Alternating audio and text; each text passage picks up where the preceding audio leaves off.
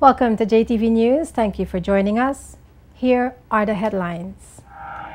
Government's mandatory orientation session for new work permit employees begins on Tortola. As the number of cruise visitors increases, taxi operators speak about the flow of visitors at the start of the tourism season.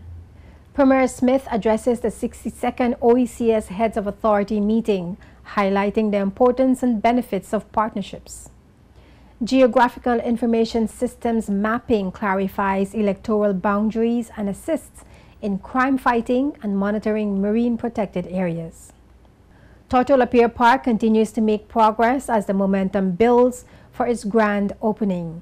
Ideas and cocktails stimulate entrepreneurs at GEWVI Networking Mixer. In news from the Caribbean, OECS heads call for a heightened dialogue on issues of climate change mitigation and adaptation. And Executive Director of UNAIDS, Michelle Sidby, says Barbados is on track to end AIDS as a public health threat by 2030.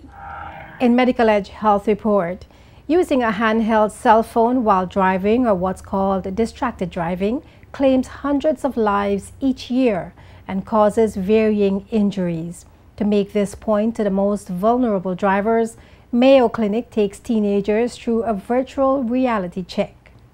That's coming up a little later in this newscast. But first, taxi operators and other service providers share their thoughts on the flow of cruise visitors at the start of the tourism season.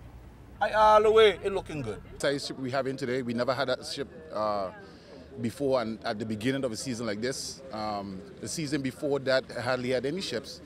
So we're doing pretty well. It's shaping up to be nice. They have more passengers and we can share the passengers better because there's so much of us, so it makes it easier for all of us to get a little money, a little job, very good. And Premier Smith addresses the OECS Heads of Authority meeting in Dominica, drawing attention to the importance and benefits of partnerships among member states. And I really do appreciate the work of the OECS. We have been associate members for many years, and we have seen the progress that the countries in the region have experienced because of the work of the OECS. I'm Ino Soman, and I'll have these details and more right after this.